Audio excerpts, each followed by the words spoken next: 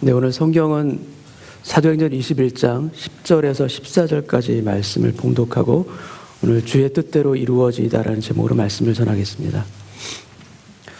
여러 날 머물러 있더니 아가보라 하는 한 선지자가 유대로부터 내려와 우리에게 와서 바울의 띠를 가져다가 자기 수족을 잡아매고 말하기를 성령이 말씀하시되 예루살렘에서 유대인들이 이같이 이 띠 임자를 결박하여 이방인의 손에 넘겨주리라 하거늘 우리가 그 말을 듣고 그곳 사람들과 더불어 바울에게 예루살렘으로 올라가지 말라 권하니 바울이 대답하되 여러분이 어찌하여 울어 내 마음을 상하게 하느냐 나는 주 예수의 이름을 위하여 결박당할 뿐 아니라 예루살렘에서 죽을 것도 각오하였노라 하니 14절 같이 읽겠습니다. 그가 권함을 받지 아니하므로 우리가 주의 뜻대로 이루어지이다 하고 그쳤노라. 아멘. 사도행전 20장에서 바울은 이제 다시는 얼굴을 보지 못하리라 에베소 성도들과 눈물로 작별을 합니다. 그리고 이후 오늘 본문의 21장은 예루살렘으로 돌아가는 길을 자세하게 기록한 여행기와 같이 쓰여졌습니다. 그래서 배가 정박하는 도시를 하나하나 기록했고요. 그곳에서 만나는 만남들에 대해서 또 기록해 놓고 예루살렘으로 가는 여정을 기록한 그런 성경 부분입니다. 지중해 연안을 따라서 항해하면서 현재 시리아 땅 두러라는 도시에 도착합니다. 4절 말씀을 제가 읽겠습니다. 제자들을 찾아 거기서 이래를 머물더니 그 제자들이 성령의 감동으로 바울더러 예루살렘에 들어가지 말라 하더라. 일주일을 머물면서 교제하는 동안 그곳 제자들도 에베소 성도들처럼 예루살렘으로 가지 말라고 합니다. 그런데 그 이유가 매우 심각합니다. 오늘 성경 본문을 보게 되면 그 이유가 무엇인가 하면 성령의 감동으로 가지 말라고 합니다. 그들이 만류하는 이유가 성령의 감동으로 하는 일입니다. 다른 이유가 아니라. 그렇다면 이 말을 들은 바울은 어떻게 해야 되겠습니까? 에베소에서도 만류하는 성도들에게 바울은 어떻게 예루살렘으로 갈지 또 왜 가야 되는지 말합니다. 보라 이제 나는 성령에 매여 예루살렘으로 가노라. 근데 지금 두로의 제자들은 성령의 감동으로 가지 말라고 막고 있고요. 반면에 바울은 보라 나는 성령에 매여 가노라 얘기합니다. 왜 성령님은 한 사람에게는 가지 말라는 마음을 주셨고 또 다른 사람에게는 가라는 마음을 주셨는가? 성령은 한 분에 의해서 행하는 일인데도 불구하고 왜 이렇게 분명하지 않은가? 왜 이렇게 다른가? 여러분은 이 부분에 대해서, 이 혼란에 대해서 여러분 어떻게 생각하십니까? 두로를 떠나 바울 일행은 예루살렘 북쪽 100km에 위치한 가이사라라는 도시에 도착합니다. 그리고 이 가이사라에서 바울은 아주 오래된 인연을 가진 한 사람을 만나게 됩니다. 사도행전 21장 8절 9절 말씀을 제가 읽겠습니다. 이튿날 떠나 가이사라에 이르러 7 집사 중 하나인 전도자 빌립의 집에 들어가서 머무느리라. 그에게 딸 넷이 있으니 처녀로 예언하는 자라. 이 빌립은 20여 년 전 예루살렘 교회 7 집사 중 한 명이자 순교한 스데반 집사의 동역자입니다. 스데반의 순교로 시작된 그 핍박으로 인해 많은 성도들이 예루살렘을 떠나야만 했었고요. 빌립 집사도 마찬가지였습니다. 그래서 예루살렘을 떠나서 사마리아에 가서 복음을 전했고요. 또 이디오피아 내시를 만나서 그에게 복음을 전하고 세례를 주었던 전도자가 되었습니다. 근데 그 빌립이 지금 가이사라에 와서 정착하고 딸 넷을 키우면서 조용히 믿음의 가정을 지금 이루고 있습니다. 여러분 스데반 집사의 죽음과 직접적인 관련이 있는 사람이 한 사람 있습니다. 돌을 던져서 그를 죽이는 자리에서 증인들의 옷을 맡고 있었던 바로 그 사람입니다. 그 사람이 누굽니까? 바울이죠. 바울은 앞장서서 박해했던 사람이고요. 그 위협과 핍박 가운데 예루살렘을 도망쳐서 가이사라까지 흘러들어온 사람이 또 이 빌립입니다. 이 두 사람은 결코 편안한 관계가 될 수 없는 바로 오래된 그런 사연들을 가지고 있는 사람들입니다. 근데 저는 이 장면을 보면서 영화의 한 장면처럼 한번 이 부분을 상상해 보았습니다. 바울이 빌립 집사 집의 문을 두드립니다. 이들은 서로는 물론 알고 있었겠지만 그들이 살아왔던 인생의 궤적이 너무나도 달랐기 때문에 얼굴과 얼굴을 마주보면서 만나는 것이 아마도 처음이었을 것입니다. 근데 문을 열고 인사를 하고 서로 상대방이 누군지 알게 되자 잠시 정적이 흐른 후에 서로를 껴안고 오랫동안 포옹을 합니다. 제가 상상하는 장면입니다. 실제 아닙니다. 두 사람을 가르는, 두 사람을 편안하게 하지 못하는 인생의 무거운 짐들이 분명히 있지만 그 두 사람이 눈물을 흘리면서 오래도록 서로를 껴안고 있습니다. 여러분, 이 포옹을 가능케 하는 것은 무엇이겠습니까? 이것은 갈보리 십자가에서 흘린 주님의 피입니다. 다른 게 아닙니다. 예수 그리스도의 보혈의 공로 아래 함께 있게 될 때 모든 것이 새로워질 수 있음을 믿습니다.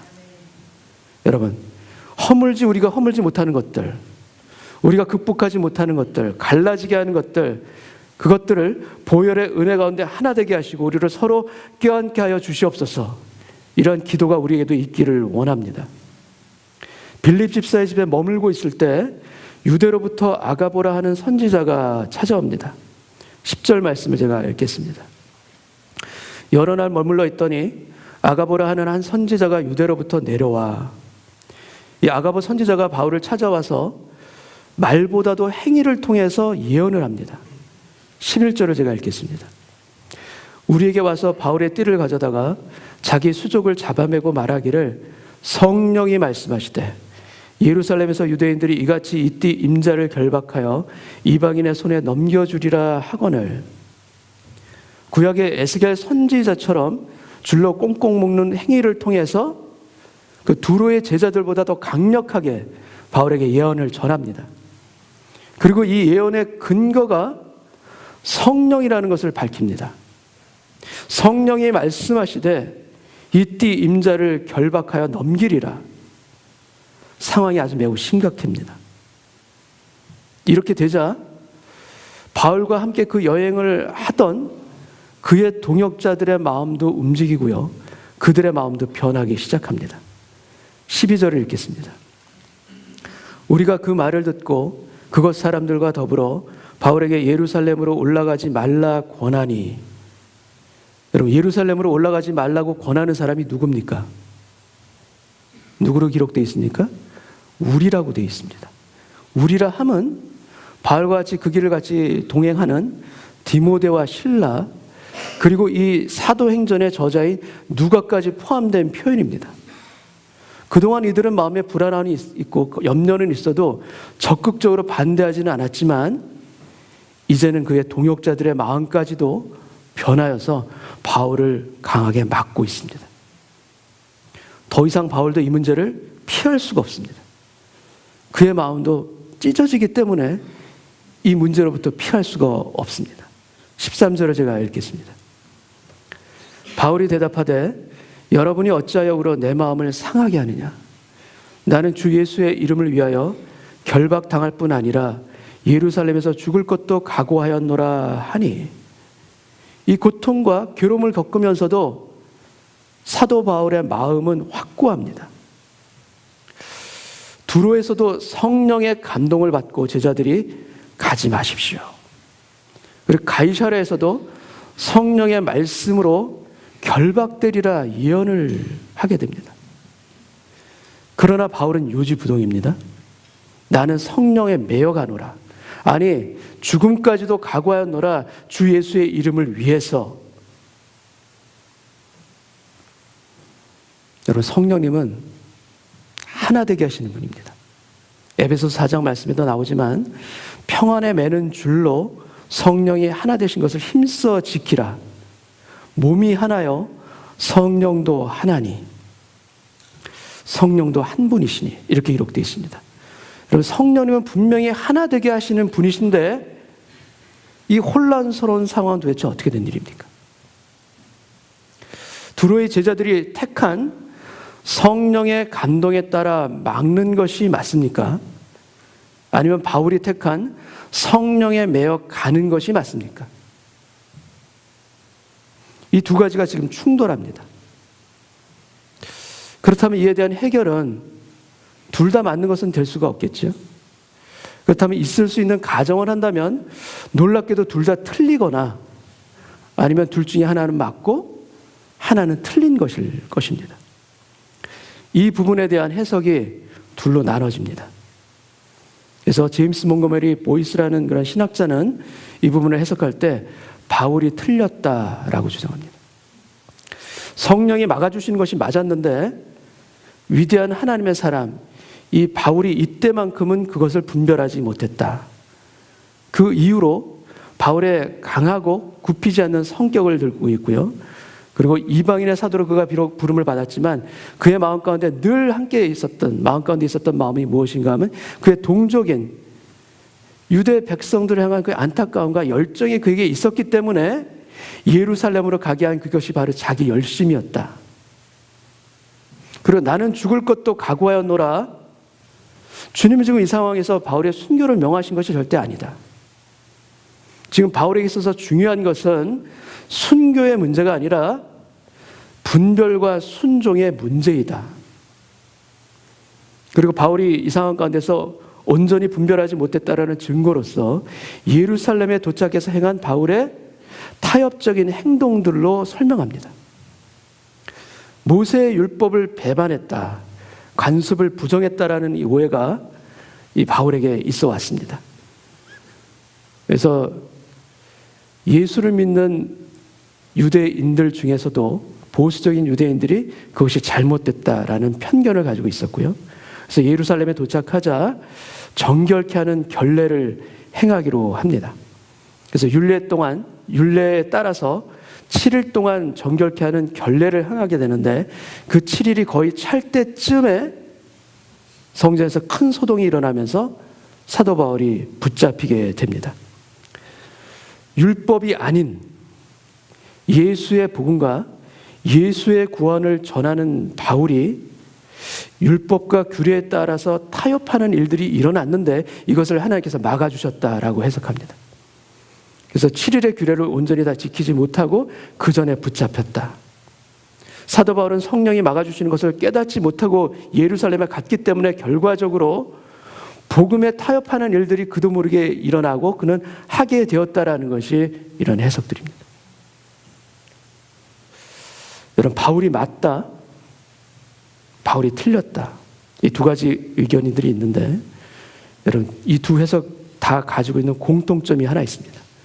그 공통점은 무엇인가 하면 하나님은 어떠한 상황을 통해서라도 당신의 선하신 뜻을 이루어 가신다는 것입니다. 바울의 예루살렘 행은 가장 안전하고 가장 확실한 방법으로 로마로 갈 수 있는 로마행 길을 열어주신 것이다 라고 해석하는 것은 공통입니다. 그런데 한쪽은 주님의 뜻대로 순종해서 간 것이다 라고 보고 있고요. 다른 한쪽은 아니다, 자신의 뜻대로 간 것이다 라는 견해입니다. 여러분은 어떻습니까? 여러분은 어느 쪽에 마음이 가십니까? 많은 학자들도 그렇지만 저는 바울의 예루살렘으로 가는 이 길이 바울 자신의 뜻보다도 주님의 뜻에 따라서 갔다입니다. 그렇다면 왜 아가보 선지자와 두로의 제자들에게 성령의 감동으로 이 일을 알게 해주셨나? 성령께서 장차 일어날 일들을 알려주실 때가 있습니다. 근데 알려주시는 이유 중에 하나는 그 환난과 고난을 피하도록 하기 위함만은 아닙니다. 오히려 그 고난이 있음에도 불구하고 담대히 주님의 뜻대로 순종할 수 있도록 하기 위해서 알려주시기도 하십니다. 바울은 들르는 성모다, 결박과 환난이 기다린다, 사람들을 통해서 성령님이 알려주십니다. 증언해 주십니다. 근데 이러한 일들이 일어나도 바울, 너는 예루살렘으로 갈 수 있겠니? 담대하게 그 길을 갈 수 있겠니? 여러분, 장차 무슨 일이 일어날까 아는 것 중요합니다. 그러나 더 중요한 것은 그 안에 담겨 있는 주님의 뜻이 더 중요합니다. 주님의 뜻. 예루살렘으로 가면 결박되리라. 아가보 선지자나 바울 사도에게 동일하게 성령님을 알려주신 거 맞습니다. 그런데 바울은 그 안에서 자기를 향한 주님의 뜻을 구하고요. 그 안에서 자기를 향한 주님의 뜻을 또한 발견한 것입니다. 근데 다른 이들은 성령이 알려주신 거 맞지만 그 알려주신 것으로 인해서 바울을 향한 자신들의 사랑과 안타까움을 드러낸 거예요. 바울은 그 안에서 주님의 뜻을 구했고 다른 사람들은 그 바울을 사랑했기 때문에 그를 향한 안타까운 마음으로 주님께서 알려주셨음에도 불구하고 해석이 달랐다는 것입니다. 여러분, 무슨 일이 일어날지 성령의 감동으로 분명히 알게 해주신 것 맞습니다. 그러나 여러분, 가지 마라는요, 자기 마음들에 따른 해석입니다. 가지 말라는 것까지 성령의 감동으로 성령께서 명하신 것이 아니라는 말씀입니다. 결국 이들은 가장 중요한 기준이 주님의 뜻을 인정하는 것이구나. 사람의 뜻을 밝히는 것이 아니라 주님의 뜻을 인정하는 것이 가장 중요한 것이구나라는 것을 결국 인정하게 됩니다. 14절을 읽겠습니다. 그가 고난을 받지 아니하므로 우리가 주의 뜻대로 이루어지이다 하고 그쳤노라. 여러분, 기도할 때 또는 예배 중에 주시는 감동으로 인해서 느껴지는 마음들이 있을 수 있습니다. 느껴지는 것들이 그러나 모두 성령의 감동은 아닙니다. 때로는 나 자신의 감동도 참 많습니다. 그래서 분별이 참 중요합니다. 그리고 성령의 감동으로 느껴진 것이 분명하다 할지라도 중요한 것은 그것에 대한 우리의 해석입니다. 그리고 그 해석은 나의 경험과 감정 그리고 상황에 따라서 참 많이 달라집니다. 그래서 그때 해석할 그때 우리는 더 구해야 합니다. 더 엎드려야 합니다. 성령의 감동 플러스 그것만이 아니라 성령의 감동 플러스 무엇을 더 구하는가? 주님, 이 상황 가운데서 저를 향한 당신의 뜻이 무엇입니까? 주님의 뜻이 무엇입니까? 우리는 더 구해야 되고요. 더 기도해야 합니다. 그것을 알기 위해서. 주님의 뜻을 구할 때 우리도 모르게 가지게 되는 한 가지 기준들이 있습니다. 그것이 무엇인가 하면 주님의 뜻을 분별함에 있어서 이 길이 어려운 길이냐 아니냐, 이 길이 평탄한 길이냐 아니냐. 여러분, 이렇게 되면 주님의 뜻은요, 길을 잃게 됩니다. 기도해도 혼란이고요. 기도해도 모르겠어요. 아니, 기도해도 더 마음이 힘들어집니다. 그런데 우리의 마음은 참으로 단순해서 어려움을 겪게 된다고 하면요, 이것은 주님의 뜻이 아닐 거야. 아니, 주님이 이것이 뜻일 수가 없어. 주님이 이렇게 나에게 역사하시는 것은 아니지. 이 마음이 먼저 들게 됩니다. 그래서 바울에게도 예루살렘으로 가지 말라고 눈물로 호소했던 것이 아닌가 싶습니다. 여러분, 사도 바울이 예루살렘으로 가는 그 길은 예수님이 예루살렘으로 가는 그 상황과 아주 동일합니다. 예수님도 무슨 일이 일어날지 다 알고서, 다 아시면서 예루살렘으로 나귀 타고 입성하셨습니다. 십자가에 잡히시기 전날 밤 겟세마네 동산에서 기도하십니다. 마태복음 26장 39절 말씀 제가 읽겠습니다. 조금 나아가사 얼굴을 땅에 대고 엎드려 기도하여 이르시되 내 아버지여, 만일 할만하시거든 이 잔을 내게서 지나가게 하옵소서. 그러나 나의 원대로 마시옵고 아버지의 원대로 하옵소서 하시고. 예수님은 하나님과 동등하신 분이시지만 우리처럼, 우리 사람처럼 육신을 입고 이 땅에 오신 분이십니다. 이 십자가 사건을 앞에 두고 예수님도 두렵습니다. 힘이 듭니다. 그래서 간구하십니다. 어떻게 간구하시는가? 만일 할만하시거든. If it is possible. 기도를 통해서 우리의 주장을 하나님께 알리거나 하나님을 설득하려는 것이 아니라 만일 할만하시거든 이 잔을 지나가게 하여 주옵소서. 여러분, 우리와 같은 한 인간으로서의 솔직한 표현이시자 기도자의 진실한 자세를 보여주고 계십니다.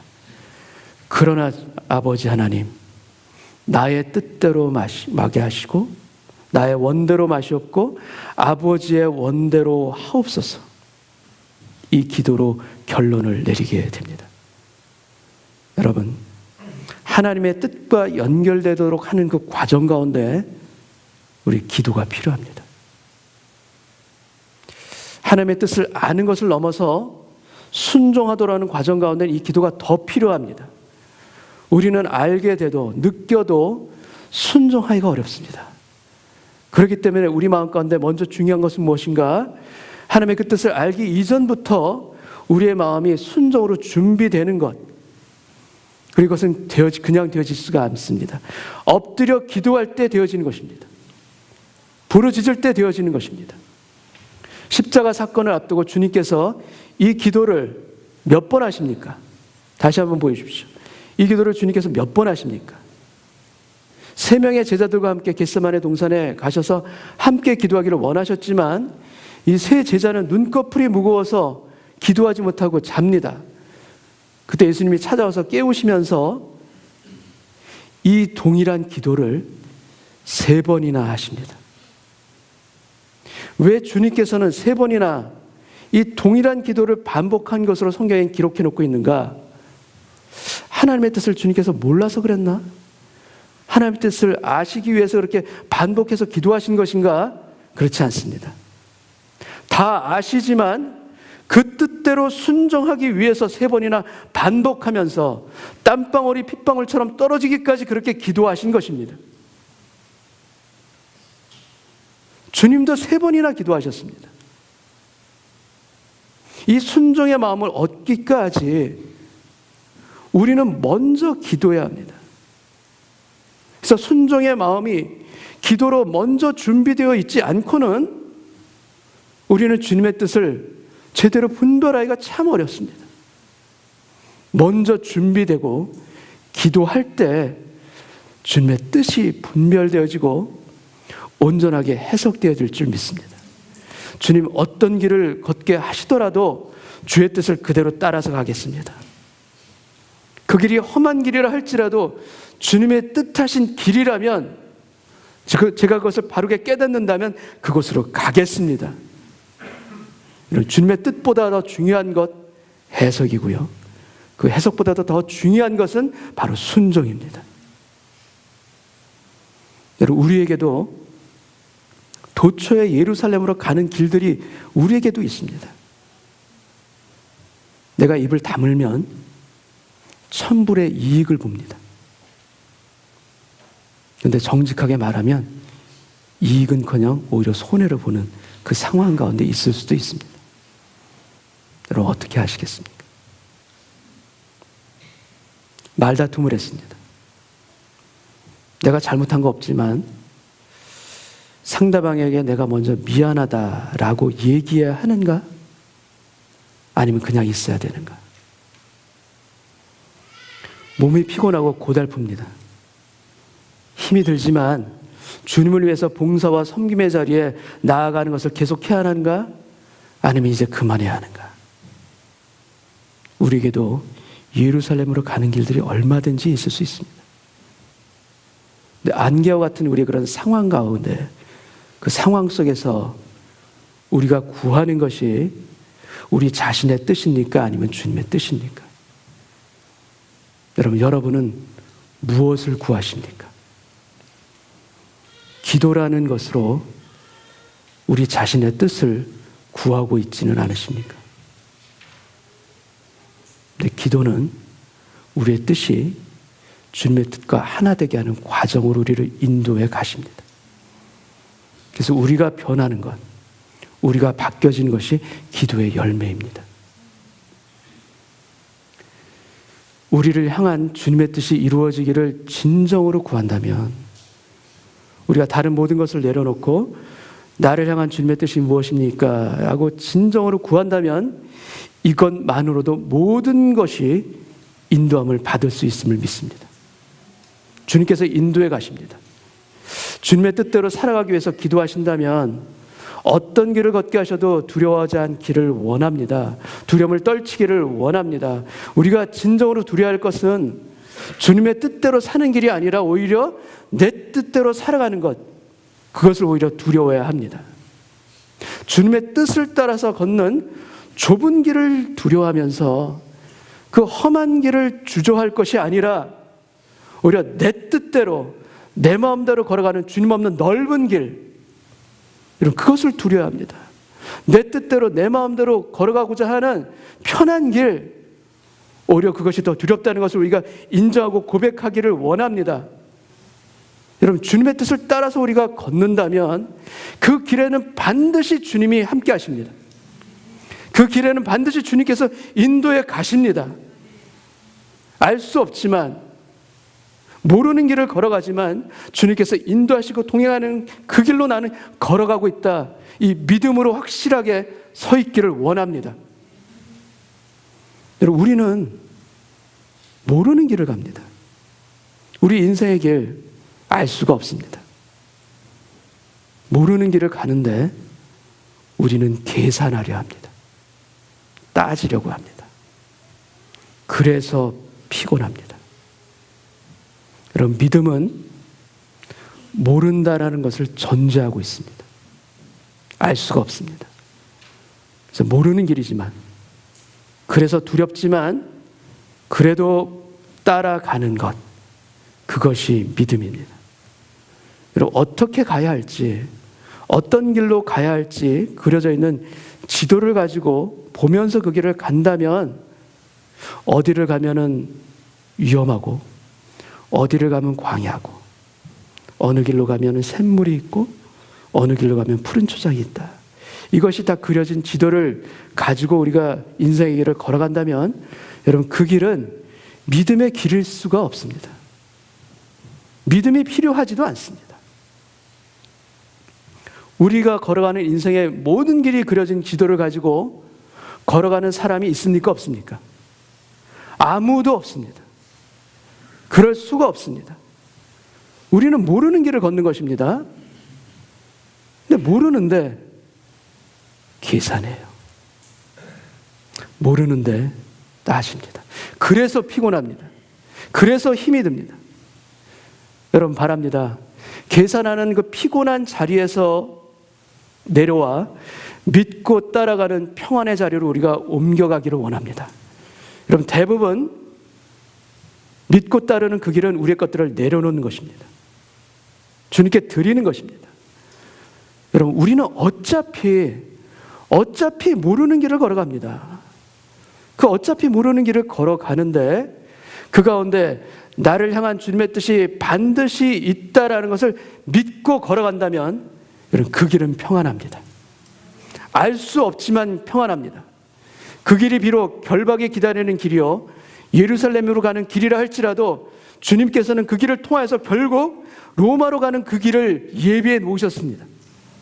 사도 바울을 그렇게 인도해 가신 것입니다. 여러분, 주님이 우리를 인도하는 그 길에는 꽃길만 있는 것이 아닙니다. 험한 것들이 기다리고 있을 수 있습니다. 예기치 않은 상황들로 우리 마음이 불안하고 두려울 때 분명히 있습니다. 그러나 여러분, 내가 사망의 음침한 골짜기로 다닐지라도 해를 두려워하지 않을 것은 주께서 나와 함께 하심이라. 주께서 나와 함께 하심이라. 주의 지팡이와 막대가 나를 안위하시나이다. 내 평생의 선하심과 인자하심이 반드시 나를 따르리니 내가 여호와의 집에 영원히 살리로다. 여러분, 시편 기자는 고백합니다. 내 평생에 선하심과 인자하심이 반드시 나를 따르리니. 여러분, 내가 따라하는 거 가는 것입니까? 주님께서 따라오시는 것입니까? 주님의 선하심과 인자하심이 나를 따라오십니다. 그리고 내가 여호와의 집에 영원히 살리로다, 이 고백과 찬송을 다윗은 드린 것입니다. 여러분, 우리도 동일합니다. 알 수 없는 길을 걸어가는 우리 인생길에서 주님 계산하지 않기를 원합니다. 그 계산이, 그 자기 꾀가 우리를 넘어뜨립니다. 그러나 주님을 믿고 주님께서 내 손을 붙잡아 주심을 믿고 갑니다. 그 길이 예루살렘으로 가는 그 길이라 할지라도 그 길이 주님의 뜻이고 내 신앙 양심에 옳다라고 알려주셨다면 주님 담대하게 그 길을 걸어가는 저희들 되게 하여 주옵소서. 그 길을 통해서 오히려 주님이 나와 함께 하심을 더 증거해 주실 것을 믿습니다. 더 보여주실 것을 믿습니다. 더 확실하게 주님의 뜻을 분별하며 갈 수 있는 그 길 가운데 우리를 계속해서 인도해 가실 것을 믿습니다. 고백하며 살아갈 수 있는 저희들 되기를 원합니다. 내 평생에 주의 선하심과 인자하심이 반드시 나를 따르리니 내가 여호와의 집에 영원히 살리로다. 기도하시겠습니다. 아버지 하나님, 걸어가는 인생의 길에 참 불안합니다. 알 수 없어서 혼란스럽습니다. 때로는 주님께 기도하면서도 더 혼란스럽고 엎드리면서도 우리 마음이 참 메마르는 것을 느낄 때가 참 많습니다. 그러나 주님, 그 모든 것 그 이면에 나의 뜻을 붙들고자 하는 나의 숨겨진 동기가 있다면 주님 앞에 오늘 내려놓기를 원합니다. 온전히 주님의 뜻을 따라갈 수 있는 그 마음으로 저의 마음이 바뀌어지기를 원합니다. 주여, 알 수 없는 길을 걸어갈 때, 보이지 않는 길을 걸어갈 때 계산하는 자리에서 내려오기를 원합니다. 오히려 주님을 믿고 신뢰하여서 내 손을 주님이 꼭 붙들고 가신다, 이 확신이 있게 하여 주옵소서. 나와 함께 동행하신다, 나를 인도해 가신다, 이 믿음과 확신으로 걸어가는 신앙의 길 걷기를 원합니다. 그 길을 위하여서 주님, 내가 오늘 내려놓아야 될 것이 있다면, 주님께 드려야 될 것이 있다면 주님 드릴 수 있는 오늘 예배자로 서게 하여 주옵소서. 그 마음을 가지고 주님 앞에 내려놓을 때 주의 지팡이와 막대가 나를 안위하시나이다. 주님의 선하심과 인자하심이 반드시 나를 따르리니 내가 여호와의 집에 영원히 살리로다. 이 다윗의 고백과 찬송이 우리의 고백이 되게 하시고 우리의 찬송이 되게 하여 주옵소서. 감사와 찬송을 드리오며 예수님의 이름으로 기도합나이다. 아멘.